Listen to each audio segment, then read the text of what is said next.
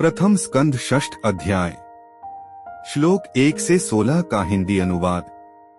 नारद जी के पूर्व चरित्र का शेष भाग। श्री सूत जी कहते हैं, शौनक जी, देवर्षि नारद के जन्म और साधना की बात सुनकर सत्यवती नंदन भगवान श्री व्यास जी ने उनसे फिर यह प्रश्न किया। श्री व्यास जी ने पूछा, नारद जी, जब आपको ज्ञानोपदेश करने वाले महात्मागण चले गए तब आपने क्या किया? उस समय तो आपकी अवस्था बहुत छोटी थी।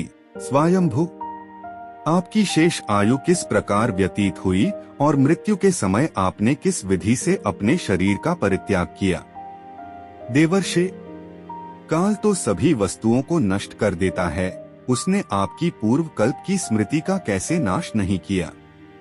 श्री नारद जी ने कहा, मुझे ज्ञानोपदेश करने वाले महात्मागण जब चले गए तब मैंने इस प्रकार जीवन व्यतीत किया। यद्यपि उस समय मेरी अवस्था बहुत छोटी थी। मैं अपनी माँ का एकलौता लड़का था।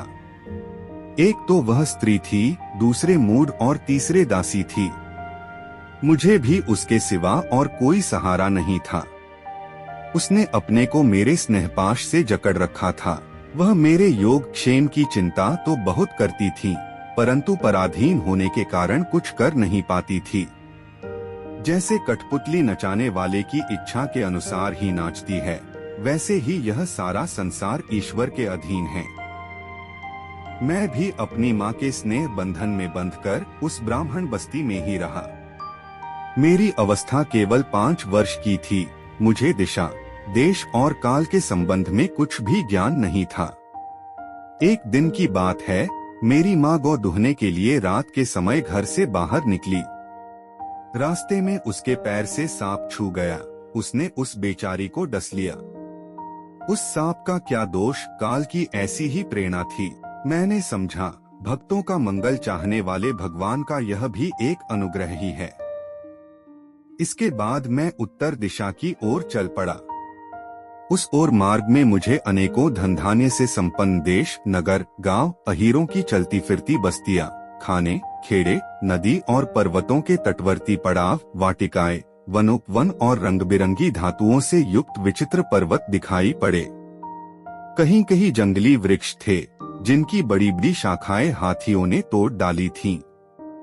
शीतल जल से भरे हुए जलाशय थे, जिनमें देवताओं के काम में आने वाले कमल थे। उन पर पक्षी तरह तरह की बोली बोल रहे थे और भौरे मंडरा रहे थे।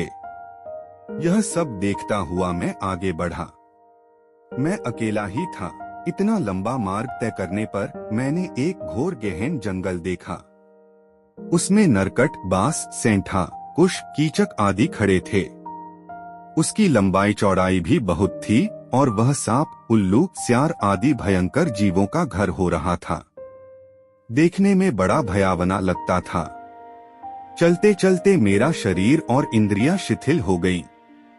मुझे बड़े जोर की प्यास लगी, भूखा तो था ही। वहां एक नदी मिली। उसके कुंड में मैंने स्नान, जलपान और आचमन किया। इससे मेरी थकावट मिट गई। उस विजन वन में एक पीपल के नीचे आसन लगाकर मैं बैठ गया। उन महात्माओं से जैसा मैंने सुना था, हृदय में रहने वाले परमात्मा के उसी स्वरूप का मैं मन ही मन ध्यान करने लगा। श्लोक 17 से 30 का हिंदी अनुवाद।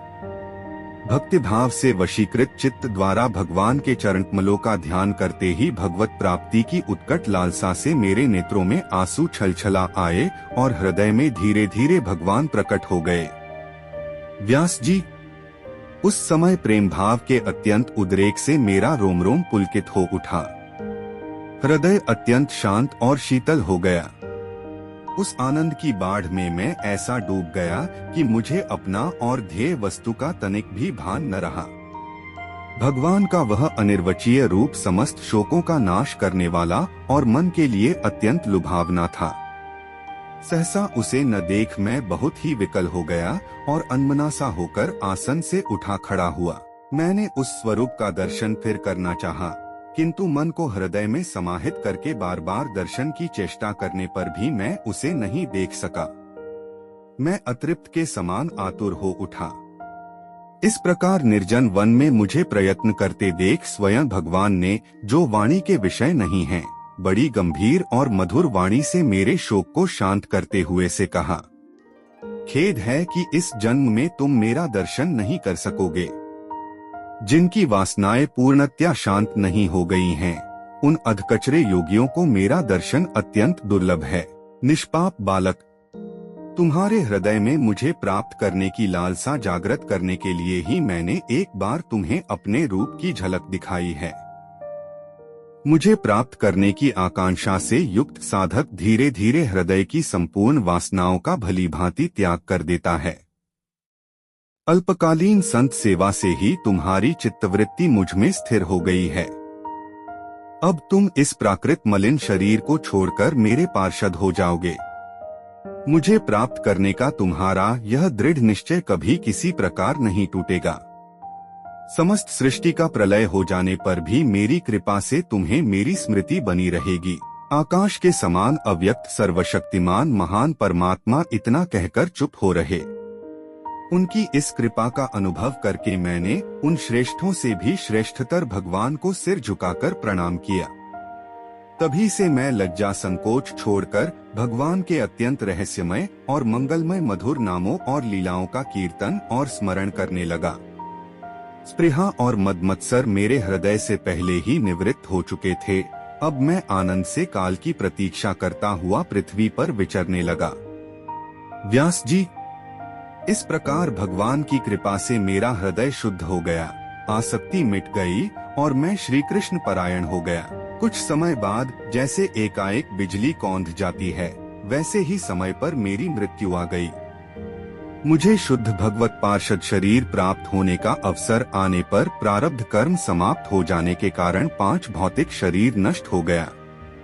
कल्प के अंत में जिस समय भगवान नारायण एकार्णव प्रलयकालीन समुद्र के जल में शयन करते हैं, उस समय उनके हृदय में शयन करने की इच्छा से इस सारी सृष्टि को समेटकर ब्रह्मा जी जब प्रवेश करने लगे, तब उनके श्वास के साथ मैं ही उनके हृदय में प्रवेश कर गया।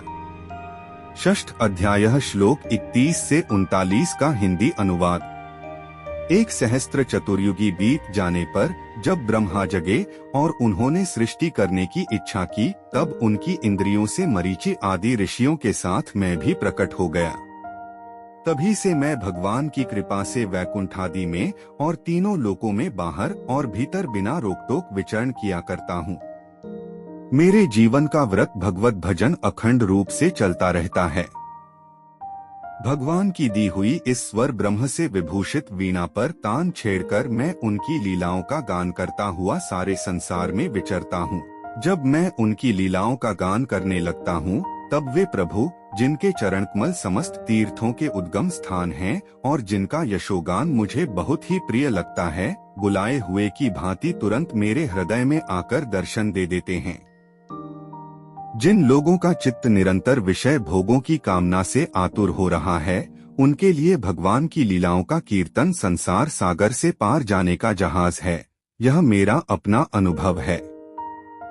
काम और लोभ की चोट से बार बार घायल हुआ हृदय श्री कृष्ण सेवा से जैसी प्रत्यक्ष शांति का अनुभव करता है, यम नियम आदि योग मार्गों से वैसी शांति नहीं मिल सकती।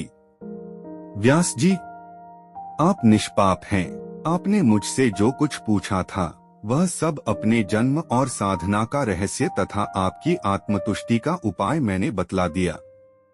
श्री सूत जी कहते हैं, शौनकादि ऋषियों, देवर्षि नारद के व्यास जी के इस प्रकार कहकर जाने की अनुमति ली और वीणा बजाते हुए स्वच्छंद विचरण करने के लिए वे चल पड़े। आहा, ये देवर्षि नारद धन्य हैं, क्योंकि वे सारंगपाणी भगवान की कीर्ति को अपनी वीणा पर गा कर स्वयं तो आनंदमग्न होते ही हैं, साथ साथ इस त्रिताप तप्त जगत को भी आनंदित करते रहते हैं।